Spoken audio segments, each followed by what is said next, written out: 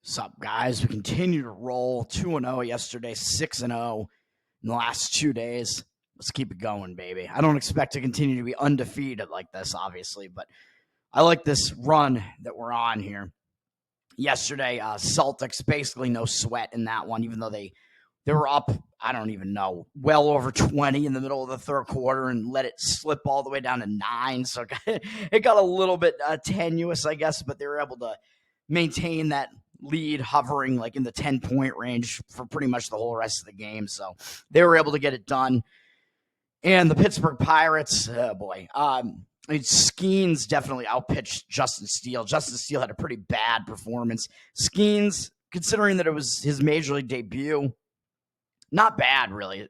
And considering that he was up against a good offense, he wound up with 7 strikeouts, went 4 innings, so he wasn't in line for the win. But they let him go like 80-something pitches, I think, but his game started kind of unraveling a little bit, and they had to take him out. But the bullpen came in and really did not help, as they were, I believe, winning 6-1 going into that 4th inning when he allowed a couple of base runners. They took him out, and then the bullpen just completely blew that and imploded and allowed that to become a 7 spot. That was probably the 5th inning, right? Because Skeens got through 4. Yeah, so I think that was the 5th inning.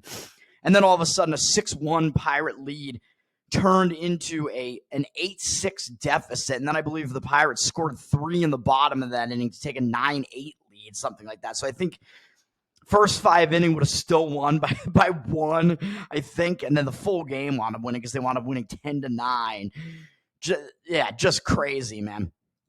So either way you look at it, first 5 or full game, you're going to be in that position where you needed to win, where you wound up winning just barely, basically. But Skeens did have the better performance. The fact that Pittsburgh had the largest lead in the game by far and just had that one bad inning where it really unraveled tells you it probably shouldn't have been as close as it was, really. But Pittsburgh still got there, so there we go.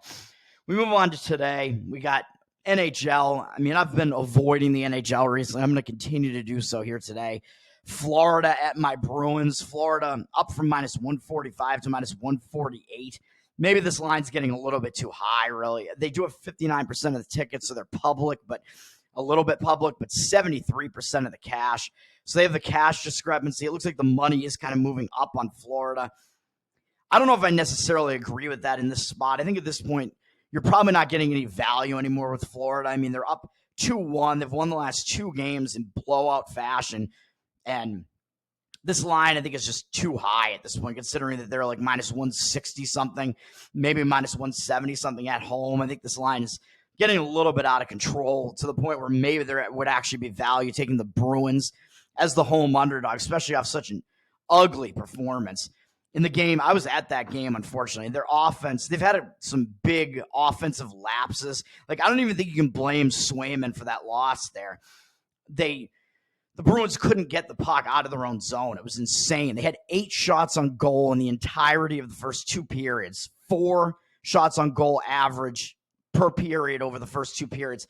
You can't win a game like that, man. Putting only 8 shots on goal, that's just totally ridiculous. And then they were getting unlucky on the other end of the bargain, too, where Florida basically scored all their goals on power plays. The first goal was on what looked like goaltender interference, and it wasn't called, where one of Florida's players threw a stick in Swayman's face, and he got knocked down. No goaltender interference called. The Bruins got called for goaltender interference later in the game on a play where the puck didn't get into the net, and they still got called for it. And that was more of just like momentum carrying somebody into the goaltender. Brad Marchand for the Bruins did get injured in the game, and it seemed like he came back in a little bit, tried to continue playing, and then they took him out again. He didn't play for the rest of the third period, so I don't know if he's going to be back, so I don't know if that's affecting the line. I don't know how much one player affects like a hockey game because they're not out on the ice as much as like players are. They're not out there playing as many minutes as like teams and as players in other sports are, but he is still one of the best players on the Bruins and a veteran presence that they kind of need even for like that mentality aspect of it. So I don't know if he's playing. And then, as I was saying, Florida scored, I think, 4 power play goals out of their 6 goals. The other one was that goaltender interference that wasn't called, and the other was an empty netter. So they're are aspects of that score that may be a little bit misleading, although the Bruins still got outshot dramatically. Like the possession aspect of that game was very much in favor of Florida. Bruins just horrific offensively. So I don't know what to think about this game. And then Vancouver, Edmonton in the night game shifts back to Edmonton. I believe this series is tied 1-1, I believe now, with Edmonton winning in overtime at Vancouver in game 2. Edmonton has dropped in this one from minus 195 to minus 181 as the home favorite. 83% of the tickets on, so they're pretty public. The public thinks, well, Edmonton is back now, man. They won game 2. They got these great scores on this team. We like Edmonton. Edmonton does have 91% of the cash, it looks like, according to pregame's numbers here, even though it looks like the line has moved down on them a little bit.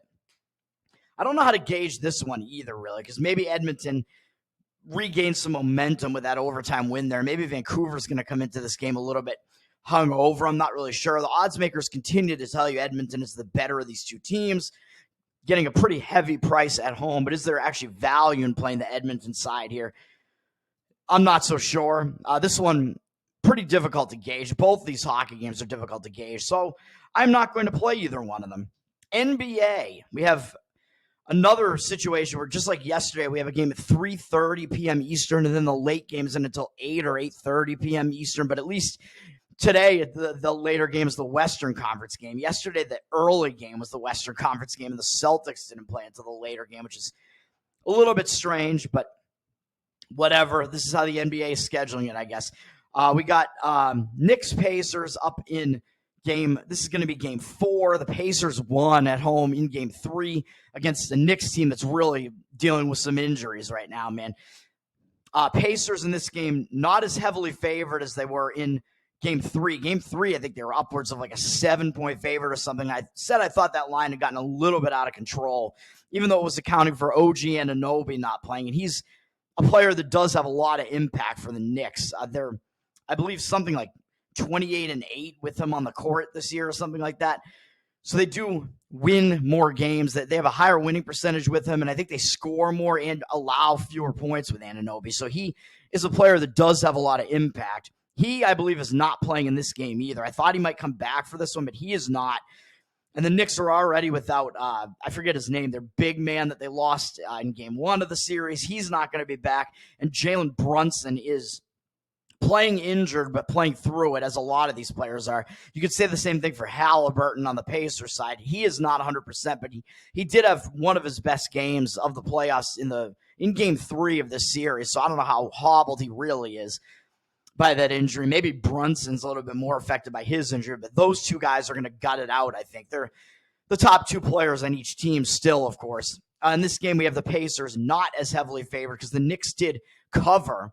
Even though they lost game 3, they wound up losing, I think, by 5 and covered the +7 in a game that was pretty close. The 3 games in the series have all been fairly close, really. Then the Knicks were able to have a big second half and cover in game 2. That was the game where they played the best. Brunson actually missed the second quarter in that game, but when he came back, they really dominated the second half.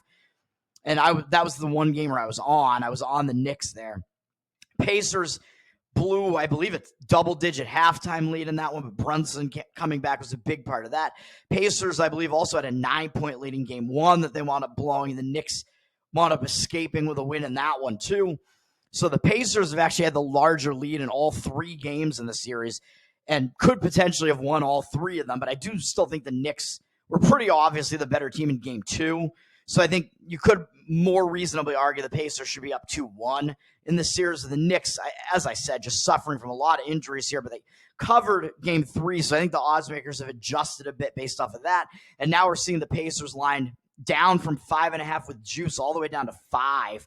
But they do have 54% of the cash, while 51% of the tickets are on the other side of the Knicks. Public may be thinking based on game 3, this is going to be another close game. This is a close series here. This seems like a lot of points still, and maybe we'll take the Knicks, although the Knicks are not that significantly public, really, but we do see more of the cash discrepancy on the Pacers, even though it looks like the line has moved down on the Pacers a little bit. I do think I lean to the Pacers slightly in this one on the side, just because I think the Knicks are just dealing with so many injuries, and this is a home game for the Pacers. Pacers outplayed the Knicks in game 3, and the result was just a little bit short of that total that was definitely inflated. Now you're getting a cheaper price on the Pacers here. And it's kind of a similar type of spot here. So I guess that is the way that I would lean, especially factoring in all the injuries and stuff. The Knicks running so thin at this point with Tom Thibodeau, who runs his players into the ground. It's like at some point the Knicks might be starting to get really fatigued here. I don't know.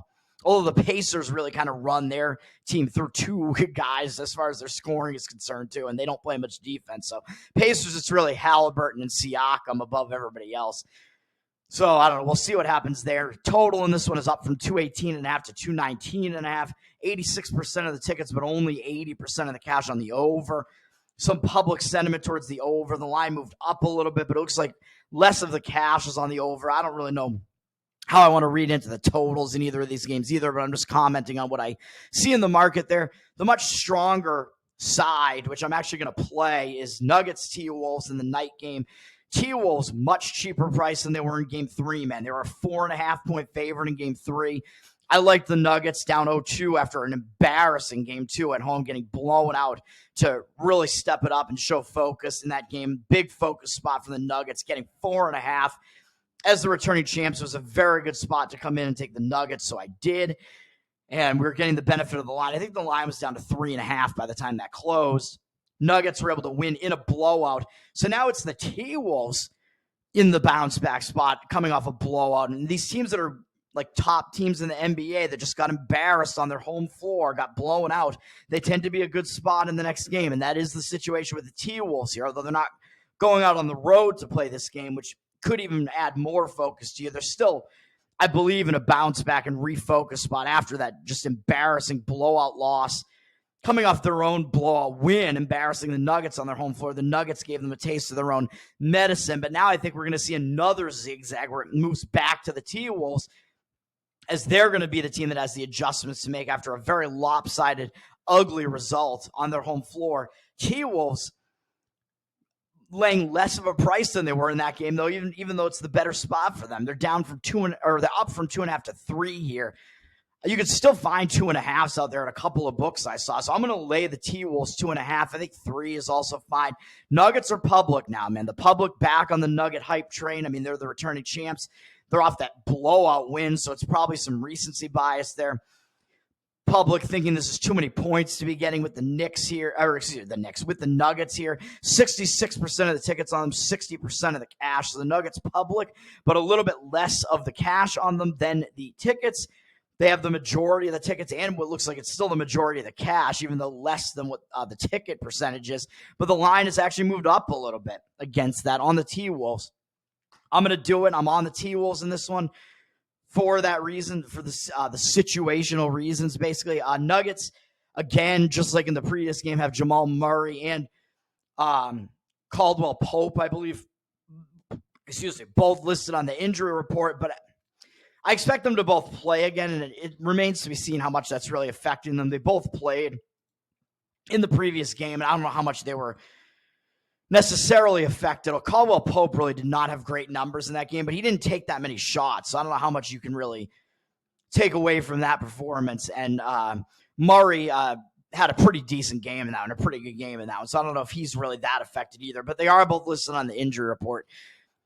So T-Wolves perhaps actually maybe even the healthier team.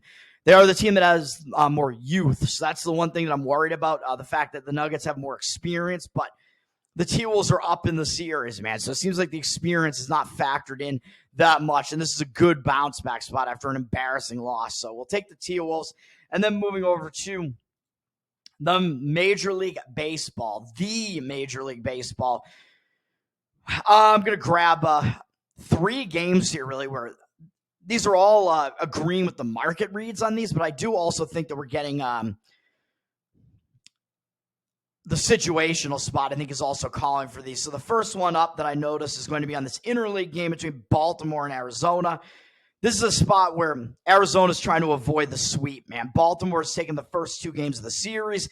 They're in first place in the AL East, 1.5 games ahead of the Yankees, looking quite good right now, beating the returning National League champ Diamondbacks twice already in the series. Baltimore was able to win Not by a lot, though. 4-2 in game one and 5-4 yesterday, I think was the final. Yeah, so Baltimore, they're winning, but they're not winning by that much necessarily in these games. I think this matchup actually is more in favor of the Diamondbacks in this particular spot. Diamondbacks trying to avoid the sweep, which tends to be a spot where you get a little bit of extra motivation, and maybe the team that's on the verge of the sweep, like Baltimore, who's won the first 2 games in the series, tends to get a little bit complacent maybe and overlook that opponent they just beat twice.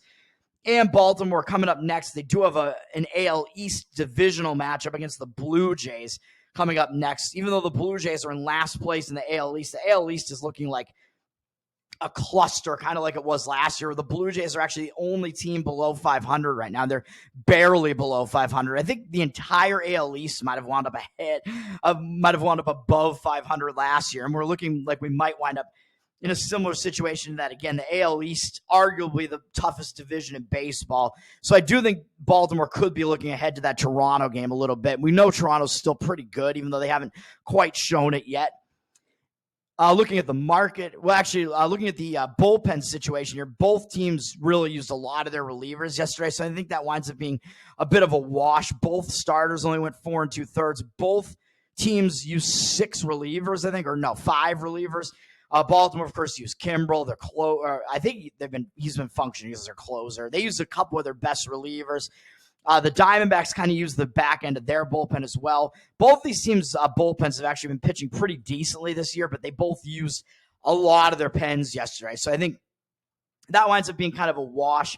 And the fact that we're looking at the situational edge here for Arizona, trying to avoid the sweep, I think it calls for a full game play on this, and I like the pitching matchup here. But looking at the market here, I think we have agreement here with Baltimore down from -130 to -118. So the market has moved against Baltimore here with reverse line movement, actually, because, of course, Baltimore is going to be public. They're leading the AL East right now. They got 59% of the tickets on them, 51% of the cash, however. Over on the other side on the D-backs, I agree with this.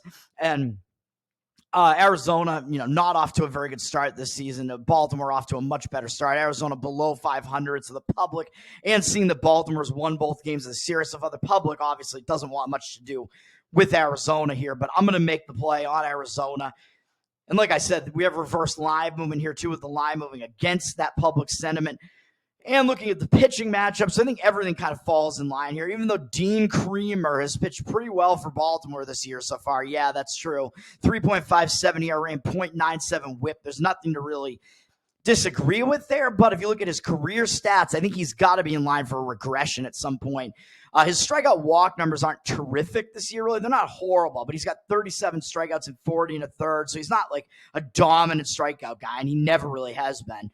And 11 walks, actually kind of better than what he's put up for most of his career. Most of his career, he's had a little bit less of a lower strikeout walk ratio than he has this year. So I think he's due for a bit of regression. And looking at the teams that he's faced this season, he has faced a mix of good and bad offenses, but the better offenses that he's faced, he's kind of struggled against them. Milwaukee had a pretty bad outing against them. He had a decent outing against the Yankees, but he walked 4 guys and kind of got away with it and escaped, not allowing too much in that one, allowing 2 earned runs. He's coming off of his best performance of the season, a 6-inning, 1-hit shutout against Cincinnati. But Cincinnati's offense has really been struggling. That was the game where I actually played on Cincinnati due to the situation, and really it did not work out well, but that was his best start of the season. I don't think it's a situation where he's just like all of a sudden becoming better. I think it's just that he was facing a pretty weak offense that was kind of overperforming. And now Creamer is going to be up against an offense that can actually hit a bit better than that in Arizona. So I think he's going to be in a difficult position here. And against Arizona, they haven't seen him much. It's a small sample size. We only have 4 batters on Arizona who have seen him before, but they're 6 for 19 off him lifetime with a double, 2 home runs, 7 RBIs, and he does have a 4-1 strikeout walk ratio against them. So small sample size. I don't know if you can take away that much from it, but these hitters who have seen him before have hit him well. 316 batting average and 1,034 OPS. So I think it makes sense to fade Creamer in the spot. I think we have to see a bit of a regression out of him. He's pitched pretty well so far this year, but I think we're getting the starting pitching edge on the Diamondbacks side, though, because they have Zach Gallen pitching. Both of these pitchers are 28, but Gallen, based on his career stats, he's got the much better numbers, man. His ERA is over a run lower than Creamer's is on his career, 3.19. Creamer's is well into the fours. Creamer's career ERA, or whip, is like 1.3 something. Gallen's is 1.11. Gallen has the better strikeout walk ratio. He has the much better strikeout numbers. Gallen is just the better overall pitcher, man, based on all the statistics that you can look at here. A lot of strikeouts in his career. And this season, he's been, I would argue that he's the better pitcher this season, too. I mean, he's had fewer bad games for sure. He's just had a couple of games where he hasn't done that well. But aside from that game against San Francisco where he allowed 5 earned runs, he's allowed 3 or fewer in all the rest of his games. He is also coming off a 6-inning one-hit shutout performance against the Cincinnati Reds, which was a game where he was not matched up against Dean Creamer. And he's been pitching pretty well, man. I mean, he's had 3 starts, including a start against the Yankees where he didn't allow any earned runs at all. And he had another where he allowed only 1 earned run. So in like half of his starts, he's allowed 1 or 0 earned runs. He's allowed 3 in 2 of the other 3, and then 5 in 1 of them. So he's pitched well this season. 2.84 ERA, 1.13 whip. I mean, those are good numbers. And I trust his stats more than I trust Creamer's. Like I said, based on the career numbers, that makes me trust Gallen more. His strikeout walk numbers, I trust more as well. 41 strikeouts and 12 walks in 38 innings and 31 hits allowed.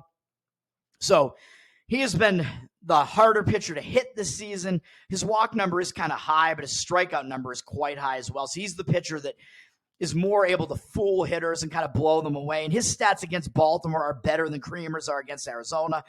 Baltimore has more history against them, although not by much, but they have more hitters who have seen him before too. But they're only 6 for 27 off him with 1 extra base hit, which is a double. He's got an 8-1 strikeout walk ratio against them, 4 RBIs against him. It's a 222 batting average and 509 OPS. So Gallen's stats against these Baltimore hitters, even though they have a pretty good offense, are better than Creamer's are. So all of that lines up for me to make a play on Arizona. And you can get it at, what can you get it at here? Plus 105, I think it looks like the best you can do right now. You can get them at a decent dog price there, so we can do that. These are all going to be afternoon games, actually, in the MLB. So all those games are going to be done before the NBA game comes into play. Next up, I'm going to be on the Detroit Tigers in a game that starts 5 minutes after the Arizona one, 1:35 and 1:40. And then the other game I'm going to be on is at 2:10 Eastern because it's in the Central Time Zone. But this is just, I think both these games are in the Central Time Zone. But this is just weird. I forget if is Detroit in the Central Time Zone or are they still East? I don't even know. I always get that confused. I think I said they were in the Central Time Zone in one of my other videos this week, and I was like, wait, that might not be right. I don't even know, man. I don't know what I'm saying anymore, but we got Detroit going on here. I think we're getting a hidden edge here with Detroit. Looking at the market, you have Houston.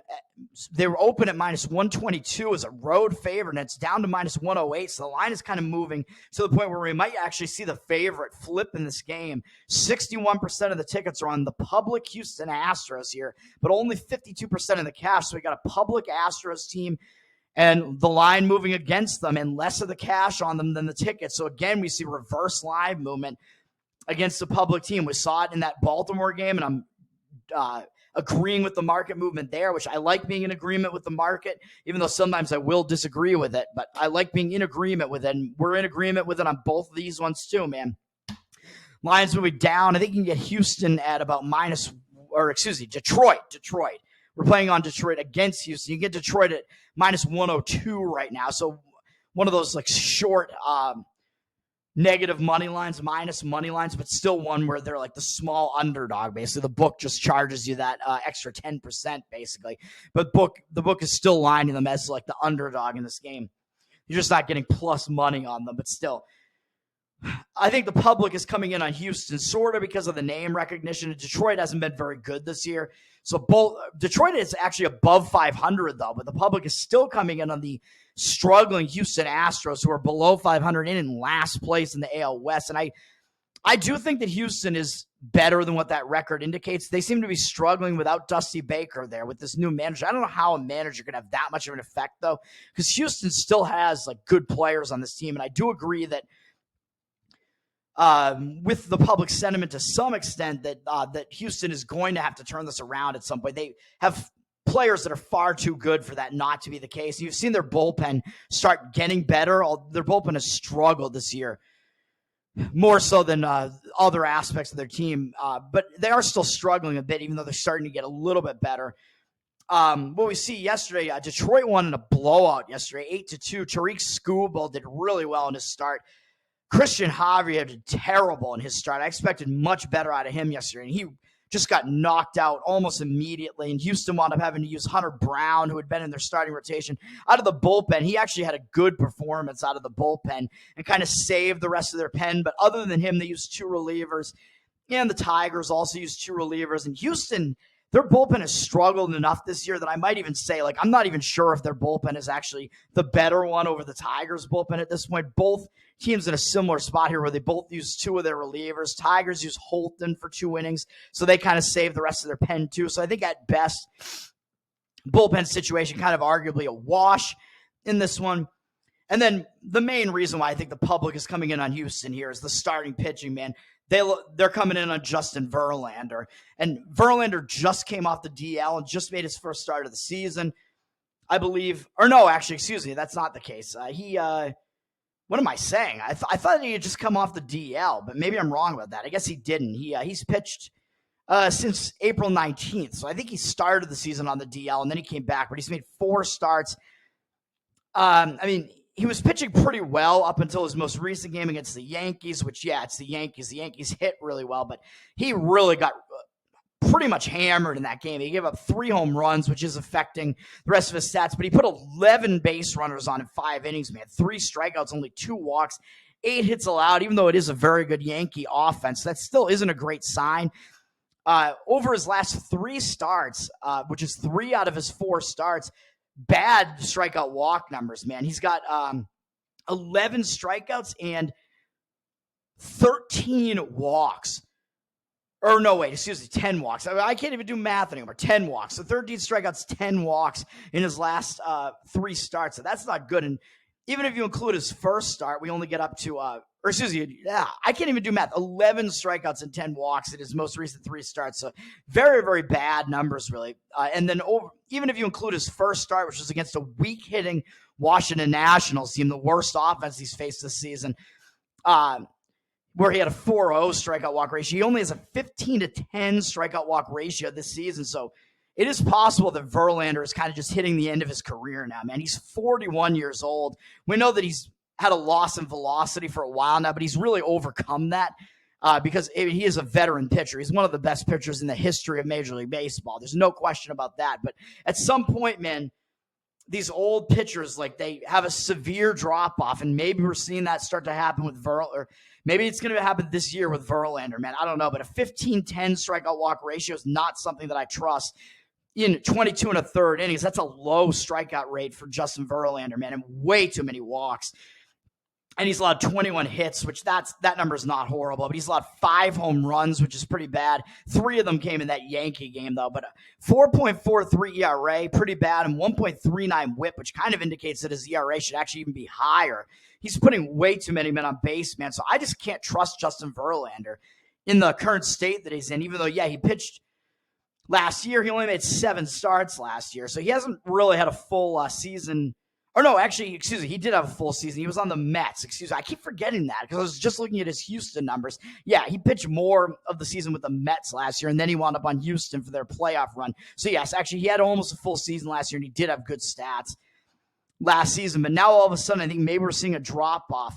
But we have seen he's had a couple of seasons mixed in there in like 2013, 2014, where he kind of had inexplicably bad stats on Detroit, and then he completely turned it around, had really good stats for like pretty much the rest of his career up to this point. But I don't trust what we're seeing out of him this year, man. And against these Detroit Tigers hitters, which, yes, it's his former team, but of course he's faced the Detroit Tigers since he hasn't been on them. He's been on Houston and the Mets, etc., for a while now. So this is not the first time he's facing the his former team, the team that he played most of his career on. So I don't know if there's going to be that much motivation anymore for Verlander to beat his former team because it's been so long since he's been on that team and he's faced them before. But these hitters on Detroit's lineup, they're 14 for 52 off Verlander lifetime. Even though he has a 14-3 strikeout walk ratio against them, he has allowed 3 doubles, 3 home runs, and it amounts to a 269 batting average. So that's not horrible for Verlander, and an 821 OPS, which is a bit high as well. So not horrible for Verlander, but it's not like he's dominating these Detroit hitters. These Detroit hitters have been able to get to him and do okay against them. So those numbers not too bad for Detroit's hitters. And then on the other side, we have Jack Flaherty, who I was saying I don't know if I trust what we're seeing out of him because he had such a bad season last year for Baltimore, although it was only in 7 starts for Baltimore, although it was across Baltimore and St. Louis last year. And he had a bad season overall. His numbers were pretty bad last year for both of those teams. They weren't good the year before that in a shortened season with St. Louis. But before that, he actually had 3 good seasons out of 4 between 2018 and 2021. He actually had a low whip across those 3 seasons, except for the 2020, which, although that was a very shortened season. So you go all the way back to when he had his 2 full seasons in 2018 and 2019. His numbers were very good in those seasons. He had really high strikeout rates and low whip in those seasons, 1.11 and 0.97. And then when he sort of came back from that shortened 2020 campaign in 2021 and pitched about half a season, he had a 1.06 whip and again had good strikeout numbers. So Flaherty has shown glimpses of being a very good pitcher, and I think he's maybe the better pitcher this season here between him and Verlander. If you look at their stats here, I actually like Flaherty better, even though people might think, well, this is Justin Verlander, man. He's the known. This is why the public's coming in. Like, Verlander's the known guy. He's the known, like, ace pitcher, the known, he's going to be a Hall of Fame pitcher up against Jack Flaherty. Who the hell is Jack Flaherty, basically? But Flaherty is the much younger pitcher, of course. So he's kind of like debatably kind of in his prime right now. He's got a 1.05 whip this year, 3.86 ERA. He's had a very good season this year so far. He's only allowed more than 4 earned run in 1 start, which was inexplicably against Oakland. He had a 5-1 strikeout walk ratio in that game, though. I don't know how he gave up 6 runs in that one against a very weak Oakland team. And then besides that, he had the kind of weak Tampa Bay offense that he allowed 4 earned runs. In all the rest of his starts, he's allowed 3 or fewer. He's allowed 2 earned runs or fewer in the other 4 starts. That's more than half of his starts, I think. So he's pitched pretty well, though granted he's faced almost entirely weak offenses in the White Sox, Oakland, Minnesota twice, Tampa, the Cardinals. He really dominated the Cardinals. He came out and really showed up against his former team. And then he had a good start in his most recent start against Cleveland, too. So, yeah, I mean, I do expect a bit of regression from Flaherty because he's faced some pretty weak offenses. But even so, he still posted a 56-6 strikeout walk ratio this year so far and allowed 38 hits in 42 innings. So that's a decently low hit total, but that strikeout number is insane. That strikeout walk ratio is completely insane, which shows you that his command is on right now, man. Even though it is against bad offenses, those are dominant numbers, man. And then you go and you say, well, he's facing a really good offense now in Houston. That's true, but against these Houston hitters in his career, they're only 7 for 36 off him lifetime with 2 extra base hits, a double and a homer, a 10-3 strikeout walk ratio against them. It's a 194 batting average and a pretty low 562 OPS. So Flaherty has the significantly better numbers against these Houston hitters than Verlander does against Detroit's hitters. So even though Houston, yeah, like when you look at it, they do have the better hitters, but in a situation like this with these pitchers, I actually think Detroit has the advantage in this pitching matchup. So that's what I'm going to go with here in this one, man. I will be on Detroit in this one, although we've seen the market actually flip now where I'm seeing Houston having the cash percentage on them now instead of on the other side. So that gives me a little bit of concern slightly, but I'm still going to do it. I mean, the line is still moved against them, so I think you could still take something away from the fact that is the case there. So we will go with that one, and then let's see here. What else we got here? And then game 3, we're going to have, let's see here. And plus, I think you're getting a little bit of that extra value there in the underdog price with Detroit because you're facing known Hall of Famer Justin Verlander there. So I don't think you're ever really getting that much value playing on Justin Verlander, even though he had his worst start of the season in his last start. I still think the odds makers are skewing the line towards Verlander, and the public is still coming in and saying that they think Verlander is going to bounce back. Then we got, but we're going full game on that one too. So we're not just taking into account the pitching matchup. We are taking into account the bullpens in that one too. We're going full game on all three. The last game I'm going to be on is going to be on the Milwaukee St. Louis game. Let me see here. What can we get on this one? And we'll look at the market here real quickly. Market here, we see reverse live movement on this one against the public Brewers. I mean, of course, the Brewers are going to be public.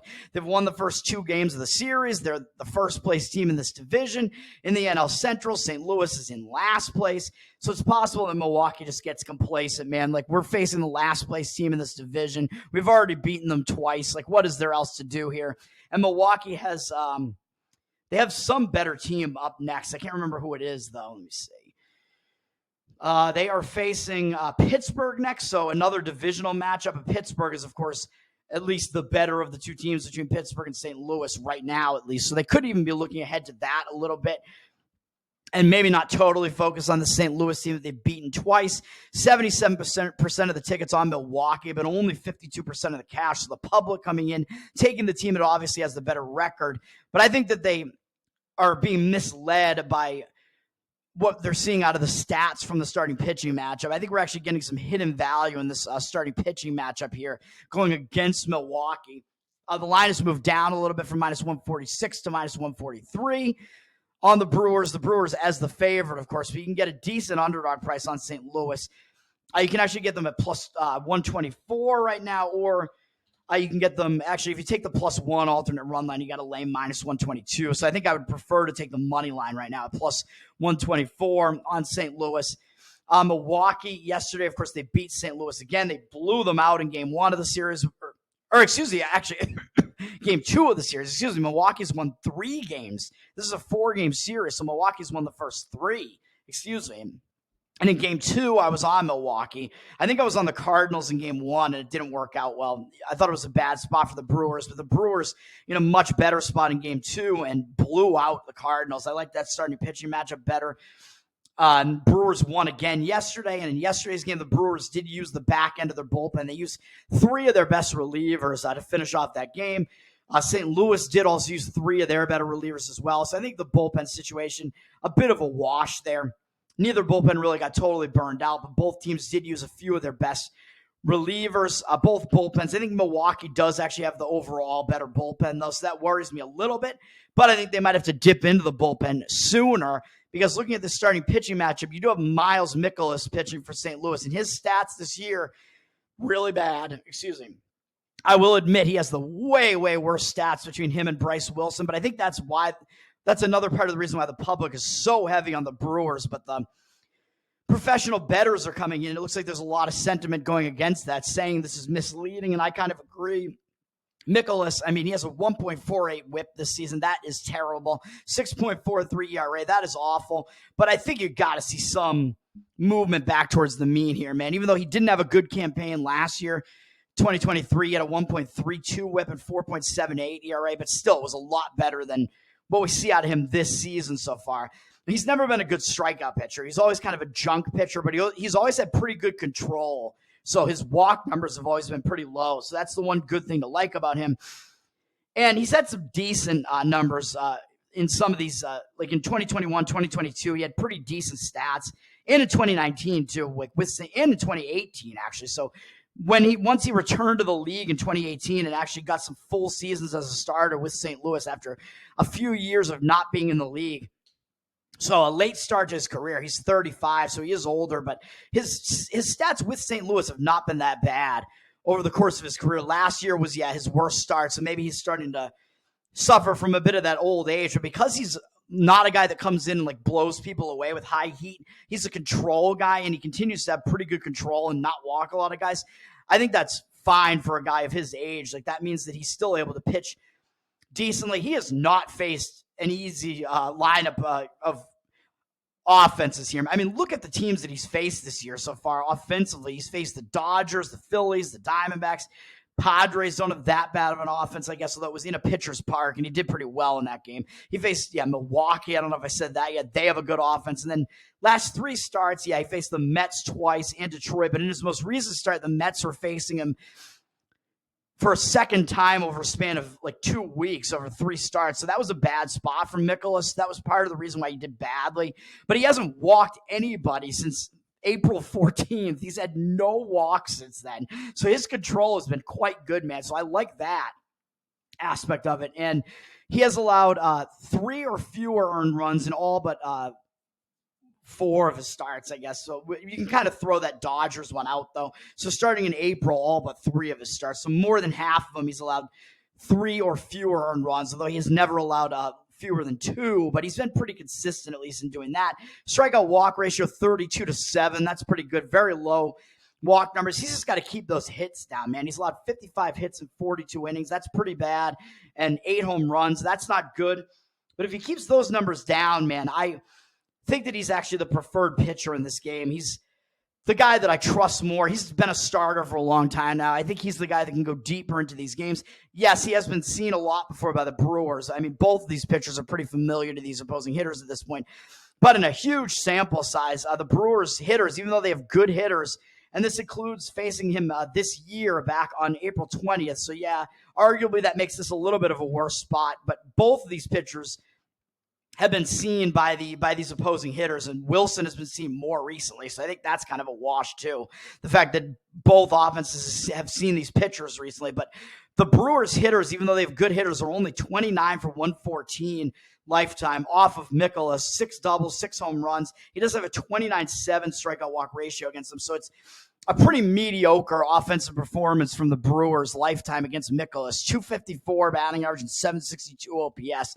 So they don't really shell Mikolas. He does decently against them. And then on the other side, Bryce Wilson. I mean, again, I don't trust him, man, because he's basically a converted reliever. He's been spending most of his time coming out of the bullpen, and now he's made a few starts where, he's gone deeper than I expected in the last couple starts, going 6-6. But against Tampa and Kansas City, I don't know what you can take away from that. He's faced weaker offenses this season for the most part than Mikolas has, but he's also made mostly relief appearances, a lot of long relief appearances, which the time he faced St. Louis, actually that was back in April as well, the last time he faced them. He came out of the bullpen, he threw 1 1/3 hitless, which was good, but St. Louis got to see him again, and even if you include that, his stats against St. Louis are bad. 22 for 54 lifetime, a decent-sized sample, 4 doubles, 4 home runs, 17 RBIs, only a 5.3 strikeout walk ratio. So he's been lit up by St. Louis's hitters, man. 407 batting average and 1,127 OPS. So he has not done well against these St. Louis hitters, and I don't trust him to necessarily go deep. He's really an enigma. The fact that he's been a reliever for like the majority of his career so far. He is the much younger of these two pitchers, which I tend to like the younger pitchers, but I just don't trust Wilson. And I've gone against him a couple of times. And it hasn't worked out for the most part, but he does have a 2.4 ERA this year and 0.93 whip. But looking at his career, his stats are much, much worse than that. Even though he had a decent season last year with Milwaukee, that was all out of the bullpen. 4.59 ERA, 1.35 whip. And you could argue, well, maybe Milwaukee's coaching has kind of like changed the pitcher that he is, and he's gotten way better with this coaching. Yeah, I mean, you could make that argument, but I expect that he's got to regress like fairly significantly from what he's been doing so far this season, man. Even though his numbers out of the bullpen last year were good, sure. I don't know if he can maintain that as a starter, really, man. His one really full season as a starter was not long ago, 2022, in this same division in Pittsburgh.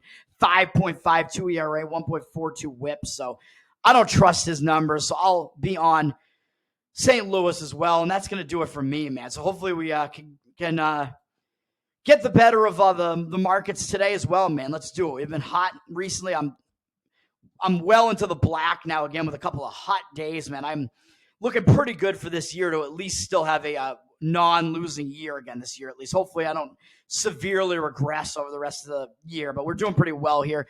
Once again, NBA tonight, Minnesota T-Wolves -2.5, and then Major League Baseball, Arizona Diamondbacks +105, Detroit Tigers -102, and St. Louis Cardinals +120.